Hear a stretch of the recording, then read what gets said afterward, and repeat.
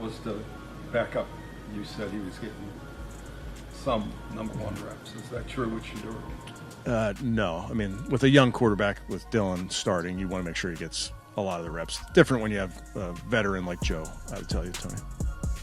But still getting reps and working hard and really learning by the day, by the week. He's doing a nice job of getting the most out of each and every day and feeling more comfortable with the system. I think as quarterbacks, we don't count the plays, we make the plays count. Whatever plays we get, we are thankful for them, and we just make them count, whether they're against the first string defense or Baldwin Wallace JVs. Every scrap we get as QBs, we're What if I told you the Cleveland Browns' biggest controversy right now isn't about wins or losses? It's about power, ego, and a young quarterback who just broke the unspoken rules of the NFL hierarchy. Shedeur Sanders walked into training camp ready to compete. Right? Yet again, see, Shedeur Sanders has been getting sabotaged. We know that already. I pre-warned you guys years in advance, but I guess I'm the one who lost my noggin. But I came out with real receipts about Shedeur not just getting sabotaged, but deliberately being in a situation of dereliction of duty, meaning the coaches. They came down here to get rid of Shedeur. But what happened next turned the Browns' locker room into a battleground. Reports say quarterback coach Bill Musgrave completely snapped after head coach Kevin Stefanski told Shedeur to observe greatness instead of becoming it. That single phrase lit the fuse. Like Browns quarterback coach is forced to break his silence and admit all of the quarterbacks is getting QB reps with the scouts all week, man. A lot of information is coming out with the Cleveland Brown practice, and it's being said that Shedeur Sanders is not getting these QB scout reps, bruh. And I'm here to tell you, I believe he ain't. Now, quarterback coach Bill Musgrave has forced his hand into the matter because he just spoke to reporters moments ago, pretty much explaining that, you know what, all of the quarterbacks are getting there. Suddenly, a calm offseason turned into chaos. Coaches arguing behind closed doors, players whispering, and fans realizing this wasn't just another training camp. It was a war for control. From the outside, it looked like normal competition. But inside Cleveland, something much bigger was happening. Shedeur Sanders is receiving scout team reps. Officially, the offensive quarterback coach of the Cleveland Browns, Musgrave, did a press conference on the other day addressing that situation. Shedeur wasn't just being benched, he was being tested, silenced, and underestimated, and the people closest to him knew it. Musgrave, a veteran QB coach who's seen it all, couldn't take it anymore. He went off script, breaking the quiet PR mask the Browns love to wear. Cleveland Browns quarterback coach Bill Musgrave is trying to put all the rumors to bed and the truth surrounding around Shedeur Sanders and his availability at Cleveland Browns practices. Now, we've got all kinds of reports and all these insiders getting all this information and they're putting it out there, and we're talking about it. Now, we know longtime Cleveland host of ESPN, Tony Rizzo, has been very boisterous about how they're handling Shedeur Sanders in Cleveland. And Tony Rizzo is digging deep, and Tony Rizzo just wants answers like everybody else. Is Shedeur Sanders getting...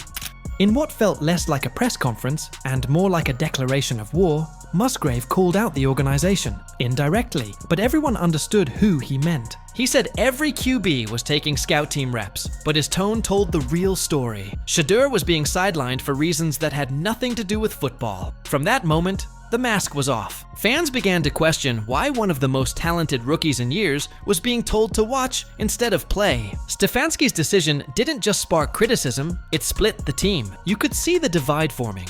On one side, the old school system that values hierarchy and seniority. On the other, a new wave of players and coaches who just want to win. 2 years ago, everybody think he sucked 2 years ago when Flacco threw for 2,000 yards when he had a receiver and a tight end who could catch the ball? No. So I'll go back. Coach of the year. And again, I'm not trying to defend Kevin. I've said all year long, you want to fire him, I'm not going to fight you. Like, there's enough evidence there. You want to fire him, fire him. I just think it runs so much deeper throughout this organization. Firing the head coach is putting a Band-Aid on a head. That's not going to fix it. It ain't going to fix anything. No, but you want to fire him? Fire him. him. Not firing him is not going to fix it either. But here's the thing. No, it's not. But Bull, to Jay's point, like, we're rotten higher. Shedeur wasn't backing down either. Every throw, every drill, Every snap became a statement. He wasn't playing angry. He was playing precise, calm, collected, and lethal. Reports from camp said his accuracy was ridiculous, his pocket awareness elite, and his composure way beyond his age. But instead of rewarding that, Stefanski doubled down on his plan. Dillon Gabriel, his hand-picked guy, kept every first-team rep like his spot was guaranteed. To outsiders, it looked like player development. To insiders, it looked like favoritism. And that's when Bill Musgrave dropped the bomb. He called Shedeur a born leader, a natural under pressure, and the kind of player who changes a franchise. That wasn't just praise, it was defiance. He was calling out his own boss without saying his name. And when a QB coach does that, the whole building feels the aftershock. Suddenly, every conversation at Browns camp came back to one question. Why is Shedeur being held back? Stefanski's response? We're sticking to the plan. But that plan was starting to sound more like a cover-up for fear. Because here's the truth. Coaches don't bench talent like Shedeur unless they're afraid of what it means for their control. And once the media caught wind of Musgrave's comments, the story blew up. ESPN Radio, local insiders, and even former players started chiming in.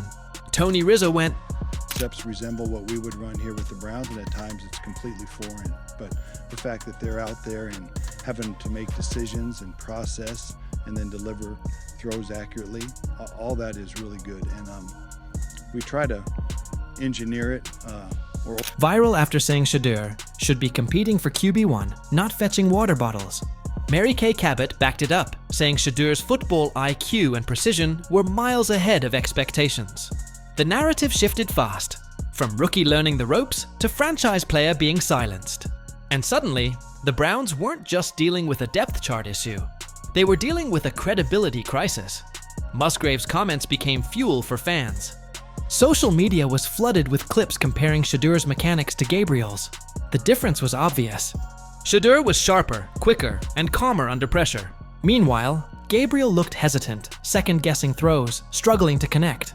The fan base split in two, Team Shedeur and Team Stefanski. It was no longer about football, it was about trust.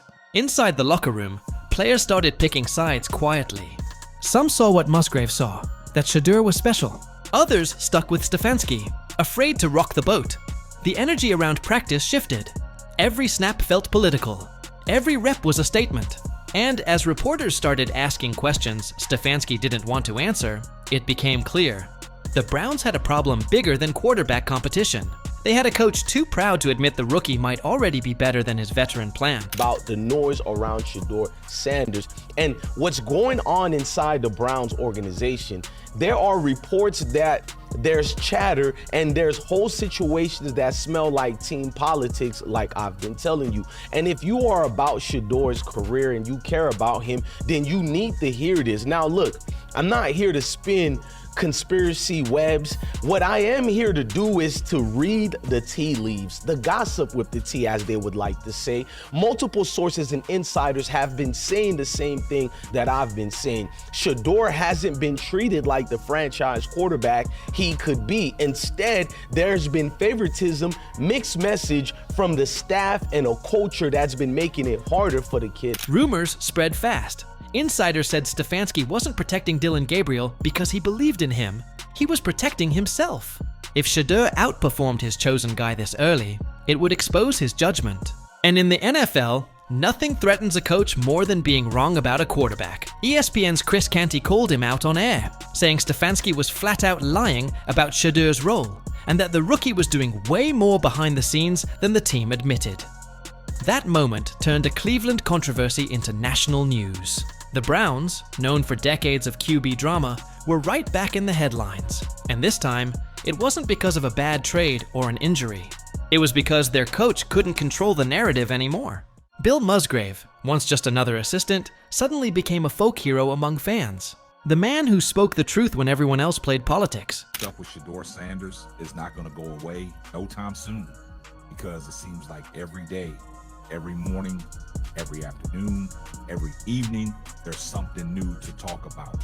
But this morning, on Unsportsmanlike, Get Up with Chris Canty. Chris Canty has some things to say about Kevin Stefanski, because basically, Chris Canty has walked it back and has caught Kevin Stefanski and a red-handed lie.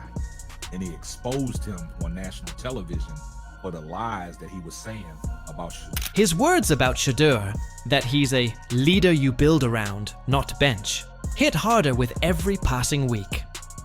Players began quietly backing Musgrave's stance. Some reportedly told insiders that Shedeur brought an energy and leadership that Gabriel just didn't have. He wasn't loud or flashy, just confident in a way that made everyone play harder. That kind of presence is rare, and Stefanski knew it. But instead of embracing it, he feared it. His leadership style was built on control, and Shedeur represented something uncontrollable. The Cleveland Browns organization and the coaching staff as a whole, because we heard what Kevin Stefanski had to say, there's a lot of questions that are surrounding around Shedeur Sanders that we don't have all the answers for. And it seems like they're dancing around, pussyfooting around any direct question that is about Shedeur Sanders. Now, one of the Cleveland reporters, Mary Kay Cabot, she always asked. Raw, undeniable talent. Reporters started noticing Stefanski's frustration. He was snapping at questions, deflecting blame, hiding behind the process. But fans weren't buying it. Every Browns post on social media turned into a battlefield of "Where's Shedeur?" comments. The PR team tried to downplay it, but the movement only grew stronger. Free Shedeur was trending in Cleveland. Behind the scenes, Stefanski and Musgrave's relationship was crumbling. Meetings became shorter, colder. The message was clear. The QB coach had gone rogue, and the head coach wasn't forgiving him. But Musgrave didn't care. He'd seen too many coaches ruin careers because of pride, and he wasn't going to let it happen again. When asked if Shedeur would get first-team reps before preseason, Well, first I'd tell you is the Joe trade took us by surprise. That was not something that we saw coming. They called us, and it happened very fast and happened not too long ago. So still working through all roster type of things. I always have to be mindful of our players and our players' development, and I want to make sure that I'm always doing what's. Stefanski dodged like a politician, giving a bland, scripted answer about competition. But his eyes said everything. He was cornered. The truth was obvious. The Browns had a star sitting on the bench, and every day he didn't play, it made the coach look worse. Fans were no longer questioning Shedeur's readiness. They were questioning Stefanski's leadership. And in Cleveland, where patience runs thin, that's a dangerous place to be. Musgrave's rebellion might have started as frustration, but it was quickly turning into a movement. If Shedeur gets his shot, even for a few drives, and proves what everyone already suspects, it won't just validate Musgrave. It'll expose Stefanski's fear. Because when talent meets opportunity, truth always wins. The Browns are standing at a crossroads now. Stick with the system, or unleash the player who could redefine their future. History says they'll choose safe. But if they finally let Shedeur loose, the league might never see Cleveland the same way again. One thing's for sure, this isn't just a camp story anymore. It's a power struggle, a pride battle, and maybe the start of the next great NFL redemption arc.